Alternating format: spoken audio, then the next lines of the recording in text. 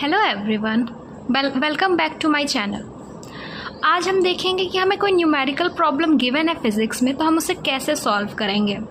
बहुत सारे लोग होते हैं कि कॉन्सेप्ट पढ़ लेते हैं, चैप्टर पढ़ लेते हैं, लेकिन जब न्यूमेरिकल प्रॉब्लम आता है तो हम सॉल्व नहीं कर पाते हैं। हम उससे थिंक ही नहीं कर पाते हैं, विजुअलाइज नहीं कर पाते हैं। रिलेटेड कॉन्सेप्ट जो गिवन होते हैं हम उससे फॉर्मूला डिराइव ही नहीं कर पाते हैं। तो ये दो रीज़न्स की वजह से होता है। पहला, आपको कॉन्सेप्ट क्लियर नहीं है, तो आपको सबसे पहले क्वेश्चन को बार बार रीड करना है, अपने कॉन्सेप्ट्स को क्लियर करना है, चैप्टर को रीड करना है। और दूसरा कि आपने उस चैप्टर से रिलेटेड क्वेश्चंस को बहुत कम सॉल्व किया है, तो हमें क्वेश्चंस ज़्यादा से ज़्यादा सॉल्व करनी है। ठीक है, तो सबसे पहले हम एक बेसिक तरीका देखते हैं कि हमें कोई भी फिज़िक्स में न्यूमेरिकल गिवन है तो कैसे सॉल्व करेंगे।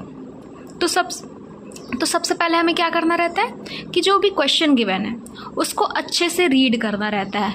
पहले क्वेश्चन को रीड करो अच्छे से, वो कह क्या रहा है पहले वो तो समझो, फिर ना आगे बढ़ेंगे।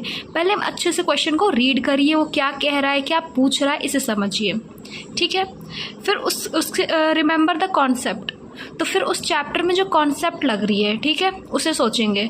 जैसे हमारा कोई क्वेश्चन है कि find the force when the acceleration of a body is 2 metre पर second square and mass of a body is 2 kg। ठीक है, तो मास दिया है, एक्सेलरेशन दिया है, फोर्स पूछा है।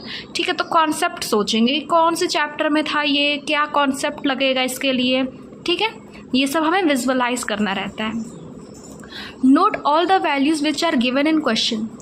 जो भी क्वेश्चन में वैल्यूज़ दी गई हैं उन सबको हमें पहले नोट करना होगा। ठीक है, कि क्या दिया है क्या नहीं दिया है, मतलब हमें पूछा क्या है, हमें वैल्यूज़ क्या दी है, मतलब मैंने जो अभी क्वेश्चन बोला उसमें क्या दिया था, मास दिया था, एक्सेलरेशन दिया था, फोर्स पूछा था। तो हमें ये सब चीज़ें नोट करनी रहती हैं। ठीक है, फार्मूला उसके लिए डिराइव करने के लिए। Right the formula with the help of given terms. ठीक है, अब जो भी अब हमारा फार्मूला होगा वो लिखना होगा जो गिवन टर्म्स होंगे उसकी हेल्प से।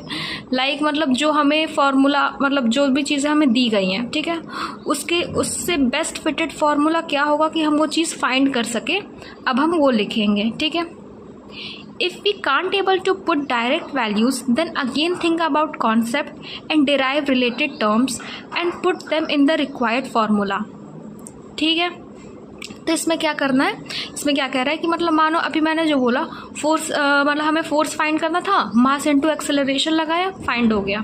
अब मानो हम डायरेक्टली नहीं फाइंड कर सकते हैं, मानो एक्सेलरेशन हमें ना दिया हो, हमें वेलोसिटी दी गई हो।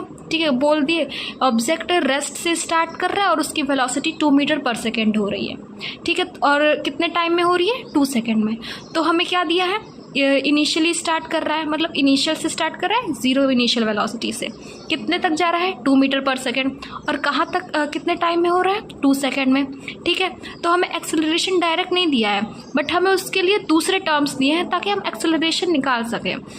तो हम क्या करेंगे, सबसे पहले हम एक्सेलरेशन निकालेंगे, और जब हमारा एक्सेलरेशन मिल जाएगा तो force is equal to mass into acceleration करके हम अपना फोर्स का वैल्यू निकाल लेंगे। ठीक है, तो हमें थोड़ा सोचना पड़ेगा कि भाई ये कैसे होगा कैसे नहीं होगा, तो इसके लिए हमें रिलेटेड टर्म्स सोचने पड़ेंगे। ओके, ठीक है, यहाँ पे हम एक क्वेश्चन देखेंगे। देखो क्वेश्चन क्या कह रहा है। सबसे पहले हमें क्या करना है, क्वेश्चन को अच्छे से रीड करना है। तो हम रीड करते हैं। Find distance traveled by an object with an initial velocity of 2 meter per second and final velocity of 4 meter per second in a time interval of 1 second। ठीक है, तो यहाँ डिस्टेंस पूछ रहा है। ठीक है, तो यहाँ पर हमें क्या पहले कॉन्सेप्ट याद करना है।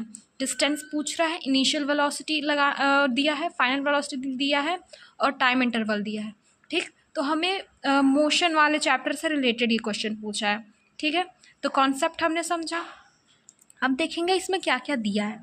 तो distance travelled by an object, distance हमसे पूछा है with initial velocity, initial velocity दी है, कितनी दी है, 2 मीटर पर सेकेंड। ठीक, और क्या दिया है, फाइनल वेलोसिटी दिया है, कितना, 4 मीटर पर सेकेंड। और फिर क्या दिया है, हमें टाइम इंटरवल दिया है, टाइम कितना दिया है, 1 सेकेंड दिया है, और डिस्टेंस पूछा है। तो उस चैप्टर में हमने क्या पढ़ा था, इक्वेशंस ऑफ मोशन में एक फॉर्मूला पढ़ा था, S is equal to ut plus half 80 square. ठीक है, u दिया है, t दिया है, a नहीं दिया है, t दिया है, और डिस्टेंस पता करना है। अब देखो इसको इक्वेशन A1 मांग लेते हैं।